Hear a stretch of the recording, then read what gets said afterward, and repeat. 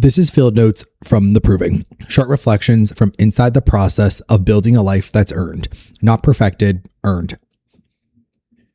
Sometimes the most important moments in your life are the ones that don't happen at the finish lines. They happen at the dinner table, where there's no medals, there's no race bibs, there's no cheering crowds, just a conversation that changes the direction of a few lives. And at the time, you don't even kind of realize it's happening.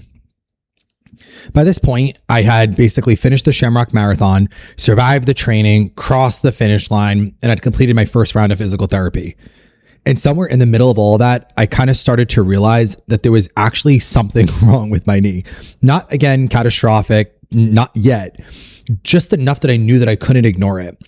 So I was beginning to understand that running obviously wasn't going to be as simple as putting one foot in front of the other kind of forever. There was going to be obstacles. There'd be setbacks, things I simply just couldn't outwork. But despite all that, I was falling deeper in love with running than ever before. Honestly, I couldn't stop thinking about it. I was reading about it, watching videos. I would go on TikTok or YouTube or Instagram and watch about people who do endurance sports and what it meant to them, and watch these, gifs or quotes and read about other runners and bloggers. And it just made me feel like I was even more and more a part of the community. I started planning different routes and studying the different races and the topography and the different racing strategies behind them, thinking about future goals, talking about it constantly. Running had become more than an exercise. It became part of my identity. And for the first time in a very long time, I felt proud of myself. Certainly not because of any title. There was no promotion, not because somebody told me I was doing a good job. I was proud because I had done something I genuinely never believed I could do. I became a marathon runner. Even saying that out loud felt strange. A marathon runner. Me. So I was at dinner for a friend's birthday at Rails Steakhouse in Montville, New Jersey. If you know, you know. Great food, great company, just a completely normal night. At least that's what it looked like from the outside. But I remember spending most of that dinner talking about running. Not because I was trying to convince anyone. I was just excited. For the first time in years, I had found something that made me feel alive. And when you find something like that, it kind of spills out of you. You just want to share it and talk about it and explain it to others and hear their experiences. You want other people to experience it too. So I talked about Shamrock, the training, the race, the struggle, the accomplishments, the feeling of crossing the finish line and realizing you'd become someone different. And slowly the conversation really began to change. What makes Rails so important at this point isn't that we picked a race. It's that I realized how much had changed. If you go all the way back to the beginning of the story, I did this by myself. I didn't tell anyone. I didn't make any announcements. I didn't invite anyone into it. Part of that was, of course, fear. Because if I told people what I was trying to do, it became real. And if it became real, I could fail. I could quit. I could embarrass myself, maybe embarrass others potentially. There was safety in keeping it private. So for months, I was just in my own world, the early mornings, the training plans, the long runs, doubts, victories, all happening very quietly and on my own. But somewhere along the way, something kind of shifted. Maybe it was because I finished the marathon, or maybe it was because I finally believed I was capable of doing hard things. Or honestly, maybe because running had given me so much that I wanted other people to experience too. Whatever it was, I couldn't stop talking about it. I wanted to talk about races. I wanted to talk about my shoes. I wanted to talk about the weather and the humidity and how it impacted running and the cold wind that is in your face and behind your back. I want to talk about energy gels, as bizarre as that is. I want to hear how your race went and your training went. I wanted to know what you were training for.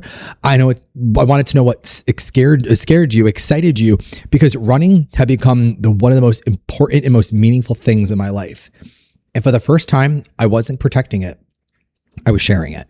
That's what Rails represents to me. The moment something that began in isolation became community. The moment I stopped guarding the experience and started inviting people into it. And honestly, that might have been the most important thing than actually finishing the marathon itself. What surprised me wasn't that I loved running. What surprised me was watching somebody else believe they could do something because I had done it first. For most of my life, achievement was a solitary thing. Good grades, degrees, certificates, promotions. The reward for achievement was usually more responsibility, quite honestly, more pressure with more expectations and just honestly more isolation. Running just was different. The more I achieved, the more connected I became. I finished the marathon and somehow ended up closer to my friends. Looking back, I think what I was really searching for wasn't another race. I was searching for people willing to do hard things together. So by the end of the night at Rails, what was starting as a reflection of my marathon journey had become something entirely different. My very good and best friend, Denise, had decided she was going to run a half marathon. Amelia was interested too. Lewis also excited and signed up. Before dinner was over, we had a plan. In July of 2025, we were going to travel to California and run the Napa to Sonoma Half Marathon together. What began as a person's story had become a shared adventure, a shared challenge, a shared goal. And I left that dinner so incredibly and unbelievably excited. Not because of the race itself, but because I got to bring people I cared about along for the journey. When I think back to that night, I don't remember what I ordered. I don't remember the bill. I don't even remember how long we stayed. What I remember is possibility. I remember feeling proud. I remember feeling connected. I remember feeling the feeling of leaving the restaurant knowing something had changed. Not because we picked a race or planned a trip, but because something that once belonged to me, or only me really, had become something that we could share together.